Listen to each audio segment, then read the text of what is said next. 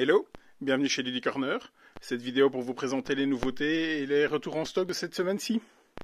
Donc on a encore un arrivage de Pokémon, hein, la série EB09 Star Étincelante qui arrive en plusieurs paliers. Et donc là normalement on devrait être sur la fin parce qu'on vient de recevoir des tripacks, on a reçu des coffrets V, et on a reçu un coffret combat aussi. Donc en stock, beaucoup de stock, on a reçu nos quantités. Donc là c'est vraiment une très bonne nouvelle pour nous. Parce que c'est toujours très très tendu sur cette licence, hein, c'est vraiment la folie Pokémon, donc voilà, c'est en magasin. Un nouveau dans la saga Oriflamme, c'est Alliance, donc c'est le troisième de la saga, c'est pas une extension et c'est une extension, donc il peut être joué totalement individuellement, ou avec le premier, ou avec le deuxième, ou voilà, vous faites une mixitude dans ce jeu qui a été multiprimé. Donc Oriflamme, c'est le troisième de la série. On a Gutenberg qui l'a bien buzzé à Essen et il est arrivé. Je ne sais pas encore trop vous dire quoi sur ce jeu parce qu'il est prévu au planning de ce week-end. Donc peut-être en coup de cœur la semaine prochaine, on verra bien. Aussi est arrivé Freshwater Fly, aussi un jeu avec des dés, il me semble aussi. Donc là aussi, je pense qu'il est au planning. On va regarder à ça pour ce week-end, hein, vraiment.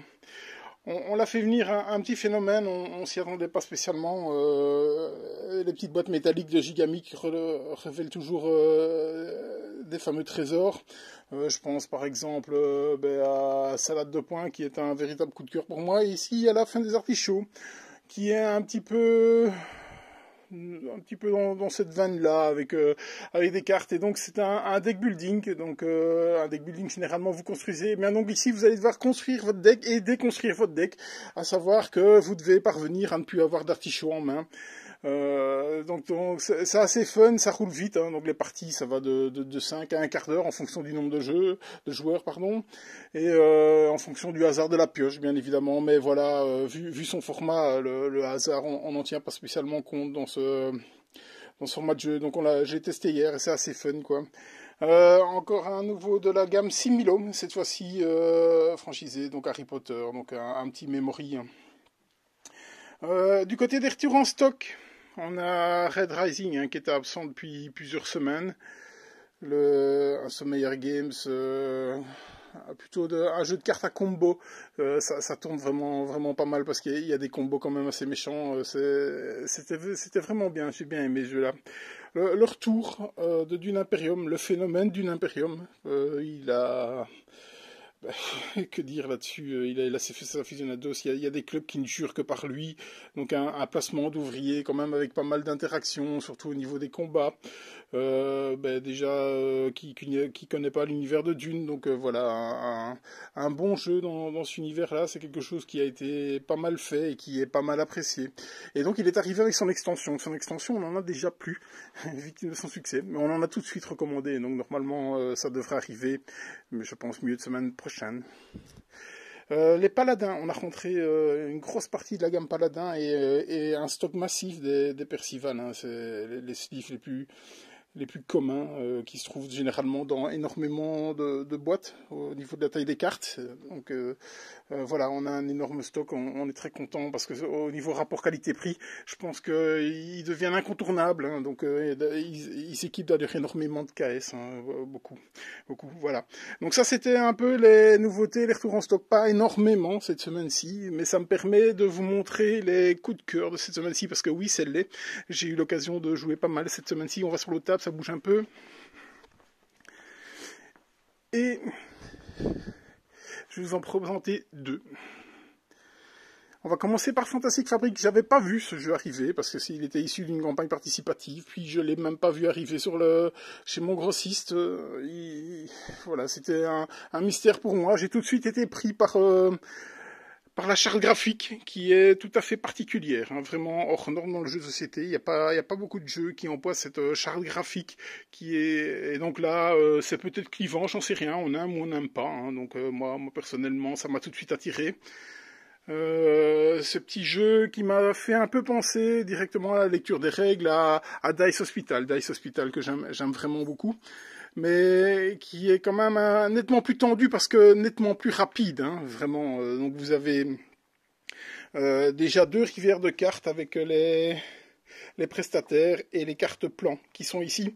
Et le petit twist un peu particulier, c'est que si vous voulez poser une carte plan dans votre aire de jeu, il va falloir en défausser aussi.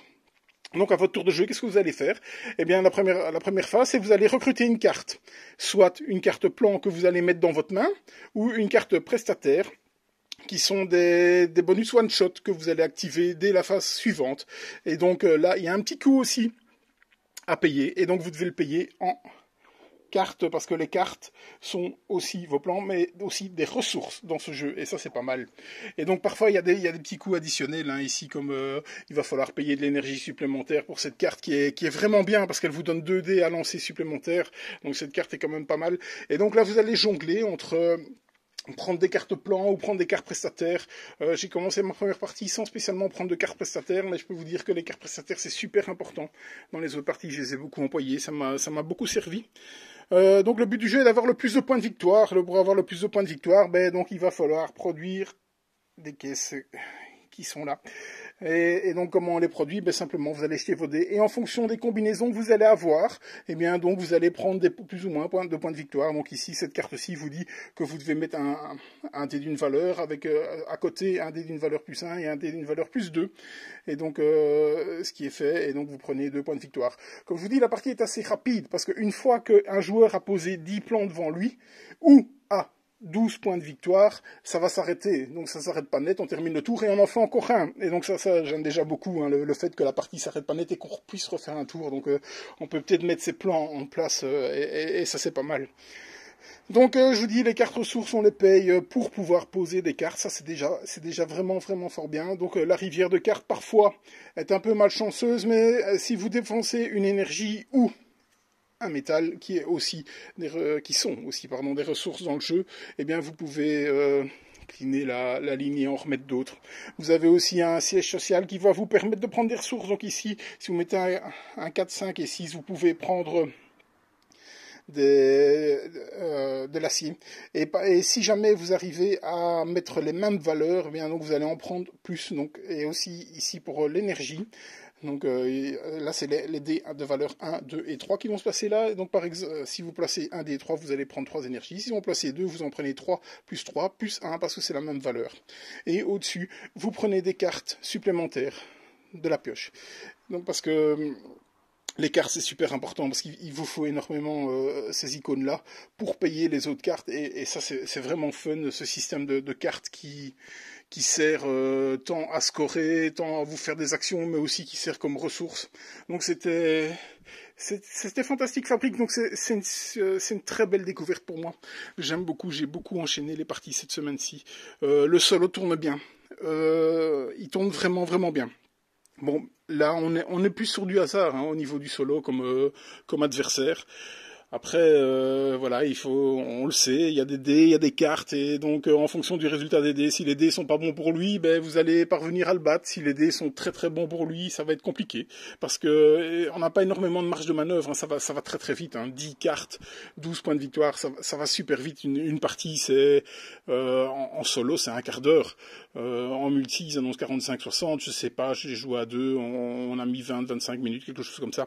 Donc très belle surprise de Fantastic Fabric, que je recommande vraiment.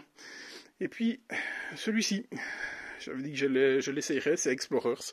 Il vient de chez Ravensburger. Alors lui, il partait de loin, vraiment, parce que c'est un 8+. Je suis pas spécialement fan des quand ça vient de si bas, même si on a des très belles surprises, hein, comme dernièrement Locomobo.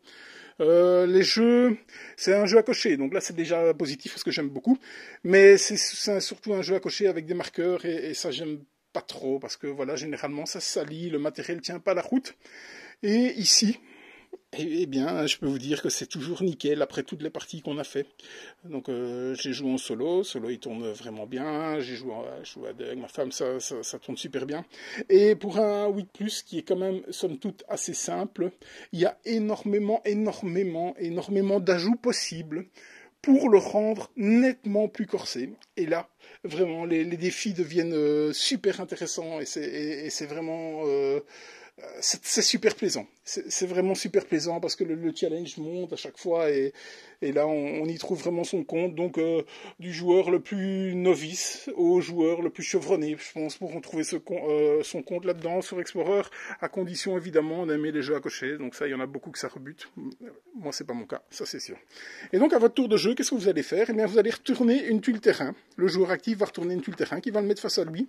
Et donc, en fonction du résultat de terrain, ici, ce sera dans l'eau, vous allez pouvoir cocher jusqu'à 3 cases dans votre aire de jeu. Il faut simplement qu'il y ait de l'adjacence, ça doit être adjacent orthogonalement, et alors là vous pouvez partir, explorer votre chemin, et donc vous allez récolter des fruits, hein, ici, des fruits, des légumes, enfin des denrées, vous allez récolter des gemmes, vous allez trouver des chevaux qui vont vous permettre de faire de cocher une case en plus, vous allez trouver des parchemins qui vont vous permettre justement d'ignorer la contrainte du terrain, parce que ça parfois c'est intéressant. Il va falloir aller chercher des clés pour pouvoir rentrer dans les temples. Là aussi c'est super intéressant de le faire avant les autres parce qu'on marque nettement plus de points à ce niveau-là.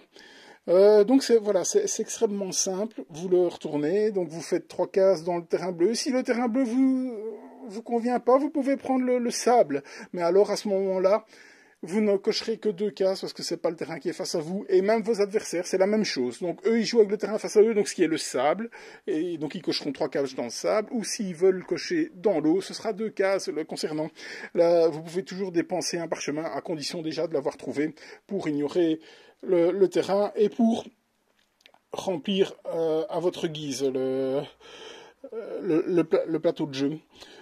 Il y a aussi quand vous tirez, voilà, vous avez aussi des tuiles joker qui vous permettent de faire ça sur 2 terrains et donc d'avoir une mixitude. Hein, donc vous pouvez mettre une case dans l'eau, 2 cases dans le sable, comme vous voulez. Et donc il y a évidemment son pendant pour les plaines et les montagnes. C'est vraiment super malin parce que ça score vraiment très bien. Donc au niveau de la première manche, si vous avez réussi à trouver une pomme, une carotte et un poisson, vous allez marquer 10 points de victoire. Par contre, si vous avez trouvé 2 pommes, eh bien, elles ne comptent pas pour le tour d'après. Donc là, c'est vraiment bien fait au niveau du timing aussi. Vous avez des petits villages ici qu'il va falloir remplir, oui, donc venir vous poster de façon orthogonale à côté pour marquer plus de points de victoire.